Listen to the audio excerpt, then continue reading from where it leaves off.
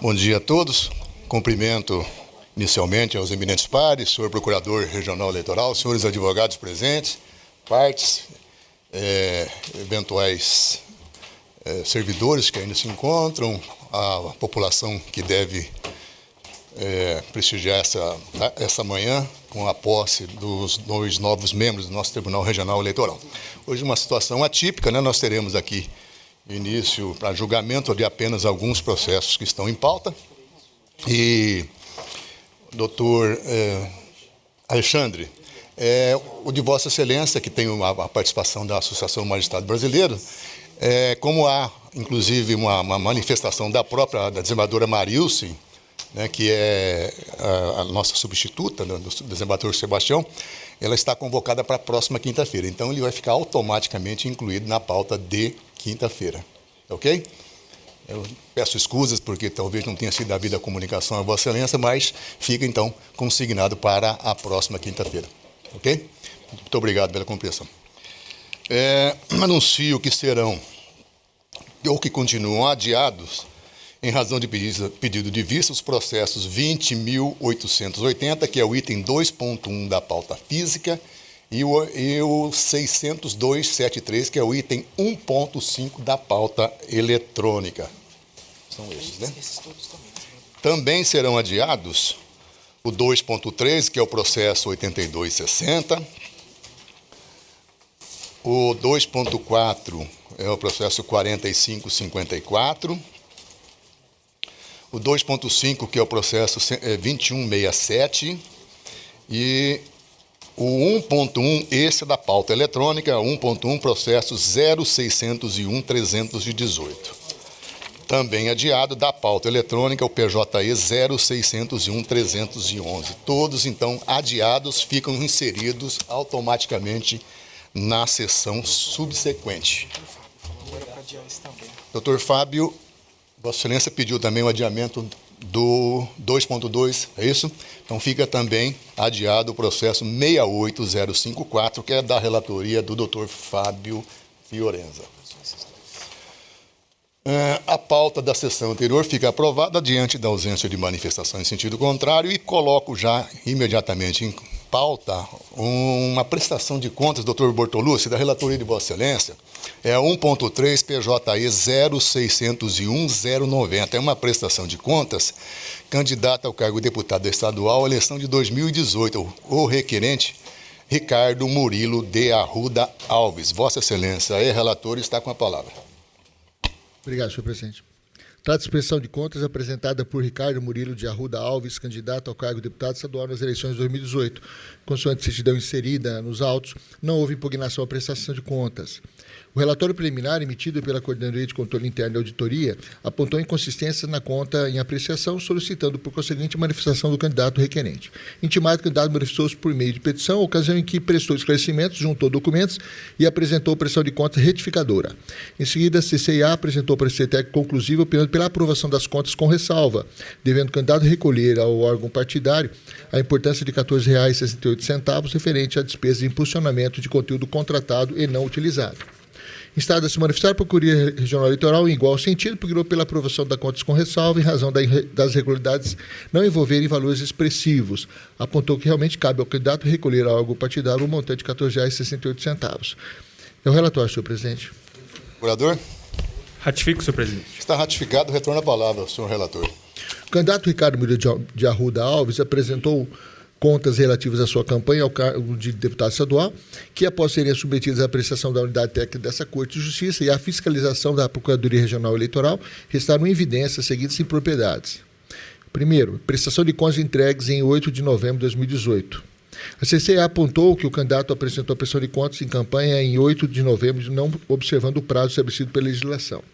Tal atraso não caracteriza por si só causa suficiente para a desaprovação das contas auditadas, mas sim anotação de ressalva. 2. Gastos eleitorais realizados em data anterior à data inicial da entrega da prestação de contas, mas não informado à época.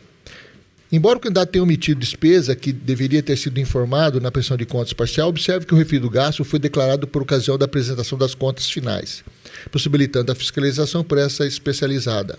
Assim, não se deve impor de per si rejeição de contas.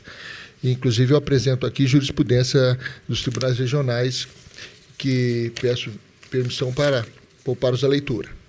Dessa maneira, a impropriedade de análise não se mostra suficiente para efetuar a lisura das contas, merecendo tão somente ressalva. Terceiro, existência de sobra de financeira de serviço de impulsionamento de conteúdo contratado e não utilizado. Conforme apontado no parecer técnico conclusivo, por meio do documento juntado aos autos, consta o extrato do uso das despesas contratadas para impulsionamento de conteúdo na internet. É possível verificar o saldo positivo do direito de uso no valor de R$ 14,68. Considerando tratar de valor contratado e não utilizado, o saldo deve ser repassado ao órgão partidário, nos termos do artigo 53, parágrafo 1º da Resolução TSE 23553 de 2017. 4. Omissão de despesas constantes na prestação de contas e aquelas constantes na base de dados da Justiça Eleitoral. Foram pontuadas pela Unidade de Controle Interno omissões relativas às despesas com serviço de impulsionamento, cujos dados constantes da base de dados da Justiça Eleitoral são os constantes da tabela abaixo. Eu apresento a tabela abaixo com 2 itens.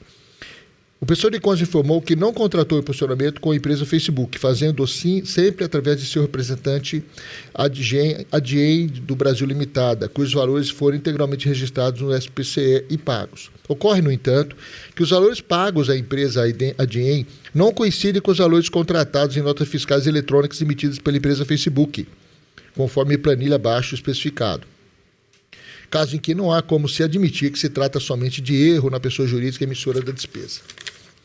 No entanto, ainda que caracterizada a omissão de registro de apresente despesa, verifica-se que o gasto em comento perfaz a quantia de R$ 11.153,14, equivalente a 4,28% do total de recursos despendidos na campanha. Tal percentual não pode levar a um decreto reprobatório das contas, visto que as falhas analisadas em seu conjunto não denotam uma fé do candidato no gerenciamento dos recursos de campanha arrecadados. Apresenta aqui também um aresto da Corte. Desta feita, com base nos princípios da proporcionalidade e da razoabilidade que devem nortear a fiscalização e julgamento das contas eleitorais, aplico apenas ressalva às contas em julgamento. Posto isso, em consonância com o parecer da douta Procuradoria Regional Eleitoral, julgo aprovadas com ressalvas as contas de campanha de Ricardo Murilo de Arruda Alves, relativas às eleições de 2018, nos termos do artigo 30, inciso 2º da Lei 9.504/97, artigo 77, inciso 2º da Resolução TSE 23.553/2017. Em relação à sobra de campanha no valor de R$ 14,68, relativa a serviço de impulsionamento contratado, mas não utilizado pelo pessoal de contas, determina o seu recolhimento ao órgão de direção partidária, conforme disciplina no artigo 53 e parágrafos da Resolução TSE 23.553/2017. É como voto, senhor presidente. Doutor Sebastião Monteiro.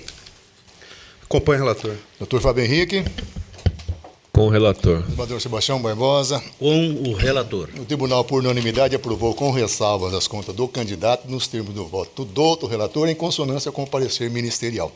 O último da pauta, doutor Sebastião Monteiro, da relatoria de Vossa Excelência, 1.4 PJE 061004, 0601-004. Prestação de contas, candidato ao cargo de deputado estadual, eleição de 2018. Requerente José Arimateia Fernandes da Silva. Vossa Excelência, relator, está com a palavra. Senhor presidente, trata-se de processo de contas de José Arimateia Fernandes da Silva, candidato pelo PP ao cargo de deputado estadual nas eleições de 2018. Em relatório preliminar, a Coordenadoria de Controle Interno e Auditoria ponderou pela intimação do candidato para complementar a documentação auditada. Intimado, o candidato carreou para os autos novos documentos. Em análise conclusiva, a CCE opinou pela desaprovação das contas e recolhimento ao erário da importância de R$ 5.000. A douta Procuradoria Regional Eleitoral, por sua vez, pugna pela desaprovação das contas sem devolução de valores ao Tesouro Nacional. É o relatório. Senhor procurador? Ratifico, senhor presidente. Está ratificado, retorna a palavra.